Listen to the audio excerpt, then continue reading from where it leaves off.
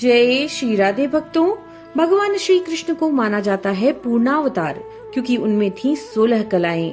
तो ये 16 कलाएं क्या हैं, इसकी जानकारी हम आपके लिए आज यहाँ पर लेकर आए हैं। तो चलिए शुरू करते हैं। पहली है श्री संपदा। श्री संपदा यानी व्यक्ति होगा धनी। धनी का मतलब सिर्फ पैसे पूंजी से नहीं, बल्कि मन वचन कर्म से भी धनी होना चाहिए। श्री संपदा जिनके पास होती है वो ऐसे व्यक्ति होते हैं जिनके पास से कोई भी निराश नहीं लौटता। इनके पास माँ लक्ष्मी का स्थायी वास होता है। इस कला से संपन्न व्यक्ति समृद्धशाली जीवन को बिताते हैं। दूसरा है भू संपदा। भू संपदा यानी बड़े से भूभाग के स्वामी, जिनका बड़े भूभाग पर आधिपत्य हो, अर्थात जो राज्य करने की क्षमता रखते हों।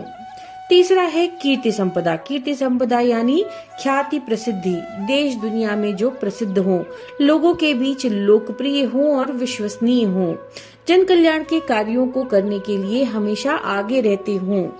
चौथा है वाणी सम्मोहन। वाणी सम्मोहन यानी जो अपनी आवाज से मन मोह लेते हो, वाणी कला युक्त हो, माँ सरस्वती की विशेष कृपा हो, जिन्हें सुनकर के ही क्रोध शांत हो जाए और मन में भक्ति और प्रेम की भावना आ जाए। पांचवा है लीला। लीला यानी चमत्कारी होना, जिनके दर्शनों में आनंद हो, जिनके हर क्रियाकलापों में आनंद हो, जो कभी कभी अनहोनी को भी होनी कर दें।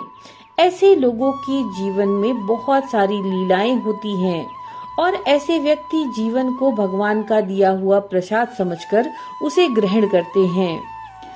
छठा है कांति। कांति यानी चेहरे पर एक अलग सी चमक, जिसे देखने मात्र से व्यक्ति अपनी सुध-बुध खो दे। रूप सौंदर्य ऐसा हो कि बिना प्रभावित हुए आप रह ही ना सकें। अगली है विद्या। विद्या एक कला है। जिसके पास विद्या होती है उनके पास अनेक प्रकार के गुण स्वयं ही आ जाते हैं।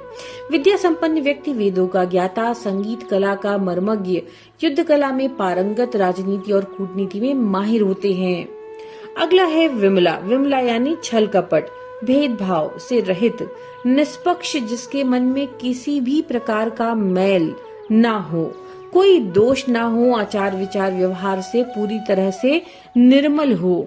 ऐसे व्यक्तित्व का धनी व्यक्ति विमला कला से युक्त माना जाता है। अगला है उत्कर्षणी शक्ति। उत्कर्षणी यानी जो प्रेरित कर सके, जो लोगों को अकर्मण्यता से कर्मण्यता की तरफ लेकर के जा सके, जो अपने लक्ष्य को खो चुके हैं उन्हें लक्ष्य की ओर प्रोत्साहित कर सके। तो भगवान श्री कृष्ण में गजब की उत्कर्षणी शक्ति थी। उन्होंने युद्ध भूमि में हथियार डाल चुके अर्जुन को श्री गीता जी का उपदेश देकर के युद्ध के लिए प्रेरित किया था। अगला है नीर क्षीर विवेक। नीर क्षीर विवेक यानी जो अपने ज्ञान से न्यायोचित फैसले लेता है। ऐसा व्यक्ति विवेकशील तो होता ही है, साथ ही साथ अपने विवेक से लोगों को भी सही मार्ग में ले जाने के लिए सक्षम होता है। अगली है कर्मण्यता। कर्मण्यता यानी कर्मठता।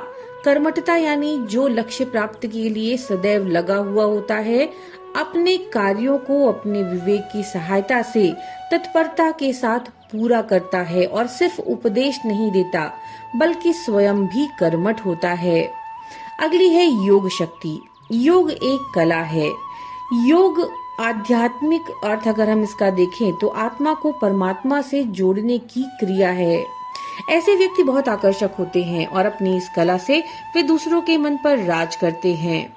विनय यानी विनयशीलता, जिसमें अहम का भाव छूता भी ना हो, जो कोई कितना भी ज्ञान रखने के बाद भी, कितना भी धनवान बलवान हो जाने के बाद भी, अगर व्यक्ति के पास अहंकार नहीं है, नम्रता है, अपने कार्यों को करवाने के लिए प्रेम पूर्वक मार्ग को जो अनुसरण करता है, उसके पास विनय है।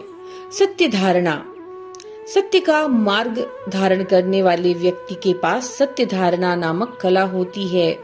इस कला से संपन्न व्यक्तियों को सत्यवादी कहा जाता है। लोक कल्याण और सांस्कृतिक उत्थान के लिए ये कड़वे से कड़वे सच को भी सबके सामने लाते हैं। अगला है आधिपत्य। आधिपत्य का अर्थ है व्यक्ति का व्यवहार, व्यक्ति का व्यक्तित्व इतना प्रभावशाली हो कि लोग खुद ही उनका आधिपत्य स्वीकार कर लें, क्योंकि उनके आधिपत्य में संरक्षण का एहसास और सुरक्षा का विश्वास हो। अगली है अनुग्रह क्षमता। अनुग्रह कि क्षमता जिनके पास होती है वो सदैव दूसरों के कल्याण में लगे रहते हैं, परोपकार के कार्यों को करते हैं। उनके पास जो भी सहायता के लिए पहुंचता है वे अपने सामर्थ्य अनुसार उस व्यक्ति की सहायता अवश्य करते हैं। तो भक्तों, ये 16 कलाएं हैं और ये 16 की 16 कलाएं थी हमारे प्रिय श्री कृष्ण चंद्र जी में। हम आशा करते हैं ये जानकारी आपके लिए रुचिकर होगी।